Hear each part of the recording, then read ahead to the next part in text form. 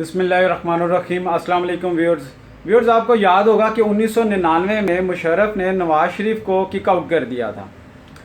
और जब मुशर्रफ ने उसको टेक ऑफ किया तो उसके बाद पता चला जी मुल्क के हालात बड़े ख़राब थे, मुल्क का ख़जाना खाली था। चलती रही स्टोरी, चलती रही। फिर आ गया जरदारी दौर। जरदारी ने जब मुल्क का संभाला तो उसके बाद पता चला जी फिर ख़जाना खाली है। उसके बाद फिर नवाज शरीफ की हुकूमत आ गई, फिर पता चला ख़जाना खाली है।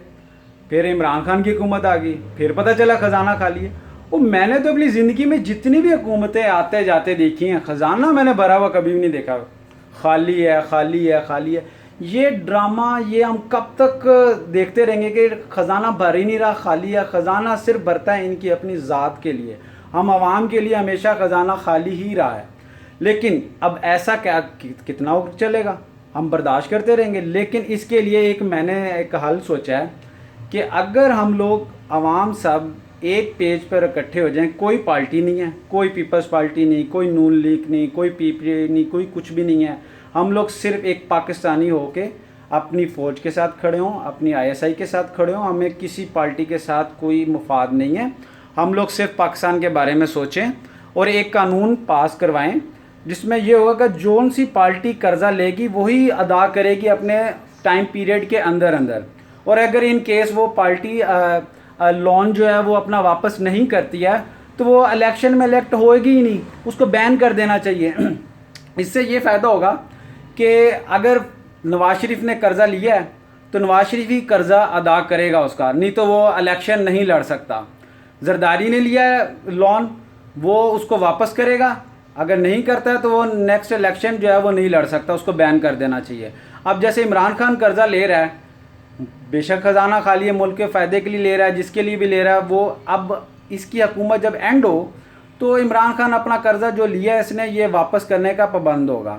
इसी तरह जो जितने भी हुकूमतें आएंगी अगर वो अपना कर्ज़ा अपने बिहाफ पे लेंगी तो वो उसको वापस करेंगी तो तब इलेक्शन लड़ेंगी, वरना वो उसको कानूनी तौर पे उनको बैन कर दिया जाएगा। इससे ये फ़ायदा होगा कि जो ले रहा है वो करप्शन भी नहीं होने देगा। ज़ाहिर बात है, अगर मैं कर्ज़ा ले रहा हूँ तो मेरी ज़िम्मेदारी है उसको वापस करना। तो अगर मुझे वापस करना होगा तो मैं ज़ाहिर बात है उसको पॉकेट से तो नहीं करूँगा, तो मैं उसके अंदर करप्शन भी किसी को नहीं करने दूंगा कि जिस जगह पे वो पैसा लग रहा है उससे इनकम जनरेट होगी और उससे वापस जाएगा। तो अब इस वक्त हम सबको एक पेज पे इकट्ठा होना चाहिए ताकि जो 2023 में इलेक्शन होगा वो हुकूमत भी आकर अगर यही रोना रोएगी कि पीछे वाले देखो जी हुकूमत करप्शन करके गई है, ख़जाना खाली करके गई है, क्या हम नस्ल दर यही चीज़ सुनते रहेंगे कि ख़जाना खाली है, पिछली हुकूमत ये करके चली गई है। अब हमने ये चीज़ को नहीं बर्दाश्त करना।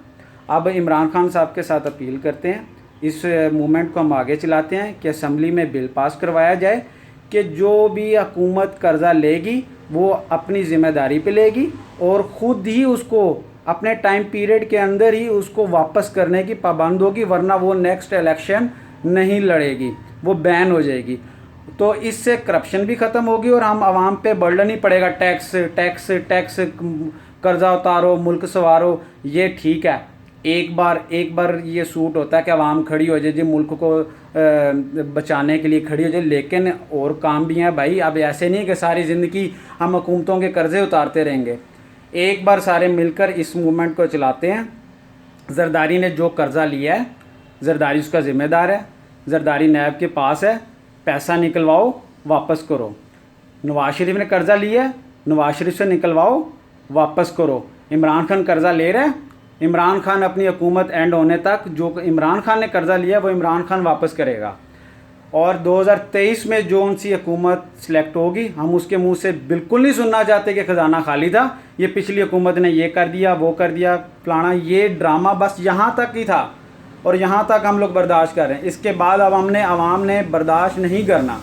इस बार हम सब निकलेंगे और अपनी इस मूवमेंट को अपना ये जो बिल मैं बता रहा हूँ कि इसको हम पास करवाएंगे कि जो हुकूमत कर्ज़ा लेगी वही देगी और अगर वो नहीं देगी तो वो इलेक्शन नहीं लड़ेगी, वो बैन होगी हुकूमत। तो इसके ऊपर सब इत्तफाक करें।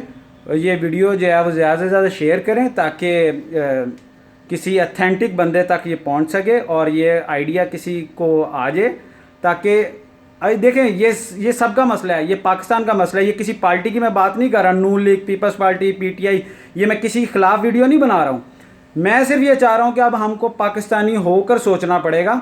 ये पर्सनल मेरा लीडर हो गया, ये तेरा लीडर हो गया, ये कोई किसी का लीडर नहीं है।